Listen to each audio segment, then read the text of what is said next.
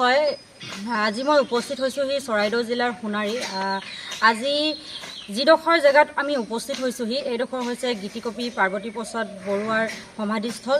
আৰু তেওঁৰ আজি যিহেতু স্মৃতি দিৱস, তেওঁৰ স্মৃতি দিৱসৰ দিনাখনিয়ে যি তেওঁৰ সমাধিস্থল পৰিতাপৰ বিষয় হৈছে, তেওঁৰ এই সমাধিস্থল যি হাবি জংঘলেৰে ভৰি পৰিছে। আজি তেওঁ স্মৃতি দিৱসৰ দিনা দুজনমান মানুহ স্থানীয় এজন লোকে তেওঁ ইয়াত দুজনমান মানুহ লগাই পিনি তেওঁ এই সমাধিস্থল এখন হাবি জংঘলখিনি চাফা কৰি থকা দেখিবলৈ পোৱা গৈছে। আৰু এইটো হ'ল সোণাৰী পৌৰসভাৰ ২ নম্বৰ ৱাৰ্ড। ২ নম্বৰ ৱাৰ্ডৰ আজিলৈকে পৌৰসভাৰো কোনো গা নলৰিল এইডোখৰ চাফ চিকুণ কৰা। এজন গীতিকবি পাৰ্বতী প্ৰসাদ বৰুৱা আমাৰ সোণাৰীৰ কাৰণে গৌৰৱ। তেওঁৰ আজি সমাধিস্থল যি এনেকুৱা এটা অৱস্থাত পৰিতাপৰ বিষয় হৈ পৰি আছে। আজি আমি এজন প্ৰবক্তাৰ লগত কথা পাতিম। গীতিকবি পাৰ্বতী প্ৰসাদ বৰুৱা অসমৰ প্ৰাতঃস্মৰণীয় এগৰাকী সংস্কৃতিবান ব্যক্তি আছিলে। গীত, মাত, কবিতা, নাটকেৰে তেওঁ গোটেই অসমৰ সাহিত্য সংস্কৃতি উজ্বলাই তুলিছে। অসম সাহিত্য সভা অন্তৰ্গত চৰাইদেউ জিলা সাহিত্য সভা সোণাৰী শাখা সাহিত্য সভাই প্ৰতি বছৰে গীতিকবিৰ স্মৃতি দিৱসটো খুব সুন্দৰকৈ পালন কৰি আহিছে। আৰু এইবাৰ আজিৰ এই পবিত্ৰ ক্ষণত তেওঁৰ এই যিটো সমাধিস্থলটো আজি পৰিষ্কাৰ কৰিবলৈ যত্ন কৰিছোঁ। কিন্তু কথাটো হ'ল পৰিতাপৰ বিষয় এইটোহে যে অসম চৰকাৰে ইমানখিনি টকা, ইমানখিনি অৰ্থ বিভিন্ন কাৰণত ব্যয় কৰে, কিন্তু অসমৰ পৰিচয় গীতিকবিগৰাকীৰ যিটো স্মৃতি যুগমীয়া কৰি ৰাখিবৰ কাৰণে তেওঁলোকে কিন্তু এটকাও খৰচ কৰা নাই। সেইটো আমাৰ কাৰণে অত্যন্ত পৰিতাপৰ কথা। না আমাৰ মাজত প্ৰশাসন আছে, না কিবা জিলা উন্নয়নৰ লগত কিবা জড়িত হৈ আছে, তেনেকুৱা ধৰণৰ কোনো কথা নাই।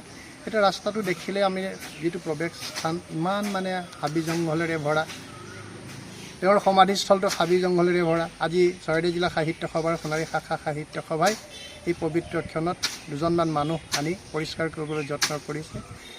যিয়েই নহওক আমি অনুৰোধ জনাম, অসম চৰকাৰক, প্ৰশাসনক অনুৰোধ জনাম যে এই সমাধি ক্ষেত্ৰটো এটা পৰ্যটনস্থলীলৈ ৰূপান্তৰ কৰক।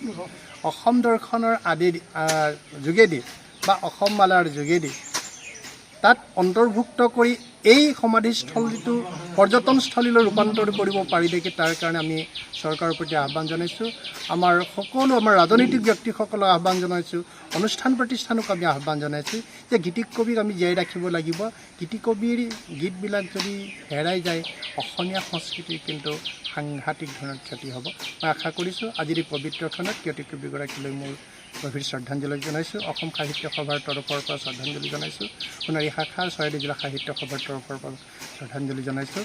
আশা কৰিছোঁ গীতিকবি অমৰ হৈ থাকক, গীতিকবিৰ সৃষ্টিৰাজি অমৰ হৈ থাকক, আৰু গীতিকবিৰ সাহিত্য, গীত, নাটক এইবিলাক অসমৰ উঠি অহা প্ৰজন্মই শিকি অসমীয়া সংস্কৃতিক সমৃদ্ধি কৰিবলৈ প্ৰয়াস কৰে। তাকে মই আজিৰ স্মৃতি দিৱসত আহ্বান জনাইছোঁ।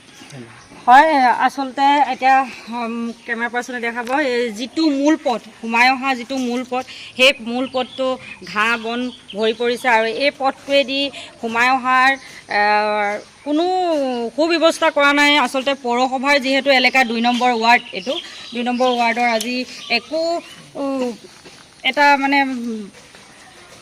ইমানেই পৰিতাপৰ বিষয় হৈছে, তেওঁ হাবি জংঘলে তেওঁ সমাধিস্থলখন ভৰি পৰিছে। আচলতে এইটো কয় আৰু দুখৰ বিষয় একো হ'ব নোৱাৰে বুলি ভাবোঁ। সোণাৰীৰ পৰা মই পৰিস্মিতা ফুকন, এনিভাৰত 24।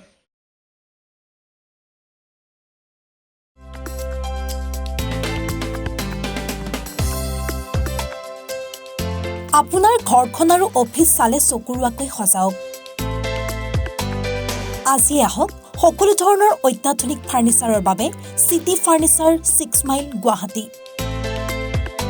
আমাৰ ঠিকনা 6 মাইল পাঞ্জাবাৰী ৰোড, পুৰবী ডায়েৰীৰ সন্মুখত, গুৱাহাটী।